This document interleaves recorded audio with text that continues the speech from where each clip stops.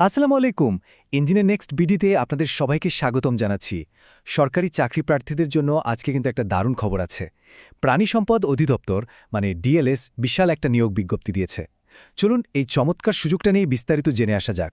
প্রথমেই বলি পদের সংখ্যা নিয়ে। পদ সংখ্যা কিন্তু একটা বা দুইটা না, একেবারে ৪৮৩টা। হ্যাঁ, ঠিকই শুনেছেন। একসাথে এতগুলো পদে নিয়োগের সুযোগ কিন্তু সচরাচর আসে না। এটা সরকারি চাকরি প্রার্থীদের জন্য আসলেই একটা বিশাল ব্যাপার। আর আপনারা স্ক্রিনে যেটা দেখছেন এটা হলো প্রাণী সম্পদ অধিদপ্তরের রাজস্ব খাতের সংশোধিত নিয়োগ বিজ্ঞপ্তি। মানে এটা পুরোপুরি নির্ভরযোগ্য একটা খবর। আর সবচেয়ে বড় কথা হলো এটা কিন্তু একটা স্থায়ী সরকারি চাকরি। আচ্ছা, তাহলে এখন চলুন জেনে নেওয়া যাক পদের নাম কি, বেতন কাঠামো কেমন আর গ্রেড কত, এই সব বিস্তারিত তথ্য। তো যে পদটার কথা বলছি সেটার নাম হচ্ছে ভেটেরিনারি ফিল্ড অ্যাসিস্ট্যান্ট বা সংক্ষেপে আমরা বলি ভিএফএ। প্রাণী সম্পদ অধিদপ্তরে মাঠ পর্যায়ে এটা কিন্তু খুব গুরুত্বপূর্ণ একটা পদ। এই পদের বেতন স্কেলটাও কিন্তু বেশ আকর্ষণীয়। দেখুন, এটা হচ্ছে জাতীয় বেতন স্কেল ২০১৫ অনুযায়ী ১৪তম গ্রেডের একটা চাকরি। আর বেতন শুরুই হচ্ছে ১০,২০০ টাকা থেকে, যেটা ধাপে ধাপে বেড়ে ২৪,৬৮০ টাকা পর্যন্ত হবে। আচ্ছা, তাহলে এই গুরুত্বপূর্ণ পদে আবেদন করতে হলে কি কি যোগ্যতা লাগবে? চলুন এবার সেটা পরিষ্কারভাবে জেনে নিই। এখানে মূলত ৩টা প্রধান শর্ত আছে।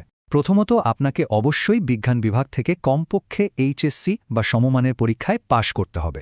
দ্বিতীয়ত, সরকারি কোনো ভেটেরিনারি বা লাইভস্টক ট্রেনিং ইনস্টিটিউট থেকে ১ বছরের ট্রেনিং করার সার্টিফিকেট থাকতে হবে। আর সবশেষে হল বয়স।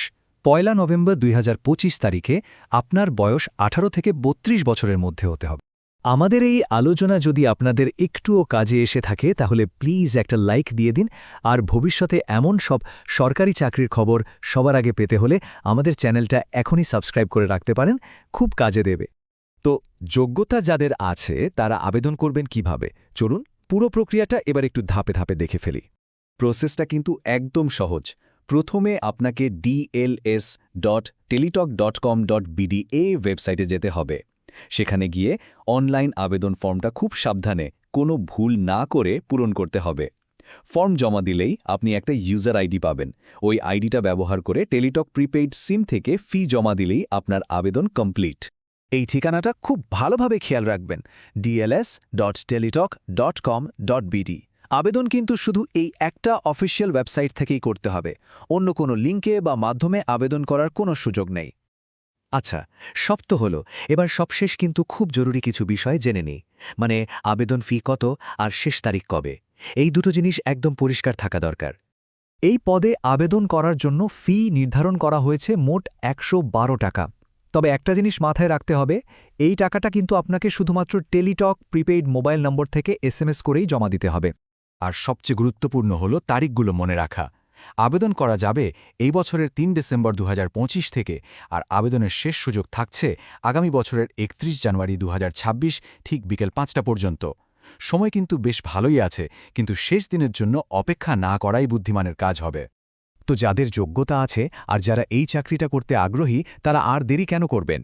নিজের কেরিয়ারের পরের ধাপে যাওয়ার জন্য আপনি কি প্রস্তুত? এই অসাধারণ সুযোগটা কিন্তু আপনার জন্যই অপেক্ষা করছে। জলদি আবেদন করে ফেলুন। আজকের মতো এখানেই শেষ করছি। আল্লাহ হাফেজ।